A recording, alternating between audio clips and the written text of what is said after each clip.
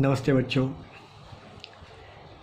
फिर से आज अभ्यास का महत्व, सतत कोशिश करना, उससे जो सफलता मिलती है उसके बारे में एक कहानी लेके आया हूँ मैं। आपने विज्ञान के अंदर थॉमस अल्वा एडिसन इस वैज्ञानिक का नाम सुना होगा।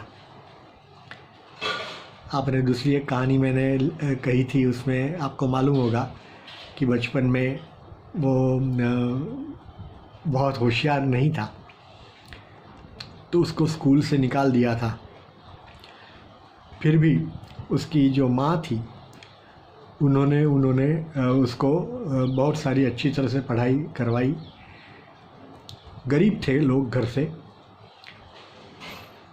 तो उसने लेकिन अपना प्रयत्न नहीं छोड़ा, अभ्यास नहीं छोड़ा, और उससे उसको सफलता कैसे मिली उसके बारे में थोड़ी सी बात करेंगे। तो अब गरीब था और उसको विज्ञान में बहुत रुचि थी, तो विज्ञान में ही रुचि होने से उसको ऐसा लगता था कि मैं कुछ नया शोध करूं, शोध कार्य में नया कुछ करूं, नया एक्सपेरिमेंट करूं जिससे कि दुनिया को फ़ायदा हो। और ऐसा सोच करके वो बहुत सारी नई नई चीज़ें करने के लिए कोशिश करता रहता था। पैसे नहीं थे तो ट्रेन में, रेलवे में अखबार बेचता था, और रेलवे में ही जाते आते, उसमें समय बहुत जाता था, तो उसमें ही जाते आते अपने जो एक्सपेरिमेंट्स है वो करते रहता था। उसके पास तो कोई लेबोरेटरी बड़ी तो थी नहीं कि लेबोरेटरी में बैठ करके एक्सपेरिमेंट करे। और ये करते करते उसने हजारों, जिसको कहते हैं ना इलेक्ट्रिक बल्ब, पहले के ज़माने में इलेक्ट्रिक बल्ब आता था, आपने तो शायद देखा नहीं।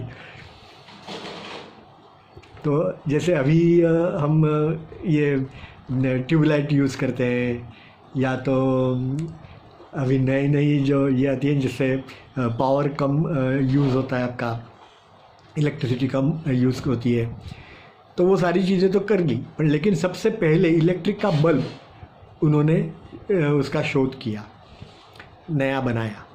तो उसके लिए अंदर, बल्ब के अंदर बिजली जाने के लिए जो तार होती है ना, उसको फिलामेंट्स कहते हैं। तो इतने सारे फिलामेंट्स अलग अलग प्रकार से उन्होंने रखे, लेकिन हर बार वो बिजली अंदर जाती थी तो फिलामेंट जल जाते थे बिजली की शक्ति की वजह से। तो ऐसे करते करते हजारों, मैं सच्ची कह रहा हूँ, लिटरली हजारों फिलामेंट्स के बाद एक फिलामेंट उसको ऐसा मिला कि जो वो बिजली जो है उसकी शक्ति सहन कर पाया, पावर उसका सहन कर पाया, और वो फिलामेंट से बल्ब जल गया। मैंने इलेक्ट्रिक का बल्ब का संशोधन थॉमस अल्वा एडिसन ने किया, और उसके लिए उन्होंने बहुत कोशिश की, और बहुत सारी असफलताओं के बाद एक दिन उनको ये सफलता मिली। तो कहने का तात्पर्य है कि हमें रुकना नहीं है।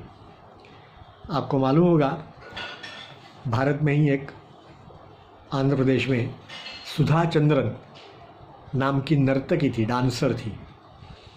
किसी एक्सीडेंट में उनका एक पैर कट गया। अब सबको तो लगा कि अब ये डांस नहीं कर पाएगी, लेकिन उसने ठान ली कि न, मैं करूँगी।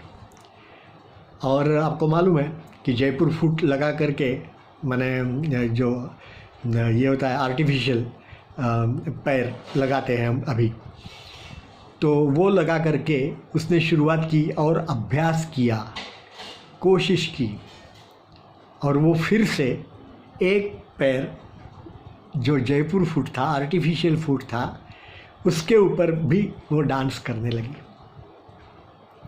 तो इसलिए बच्चों, निराश नहीं होना है कभी भी, सतत प्रयत्न करना है, कोशिश करनी है, तो एक दिन ज़रूर से सफलता मिलती है। ठीक है, धन्यवाद।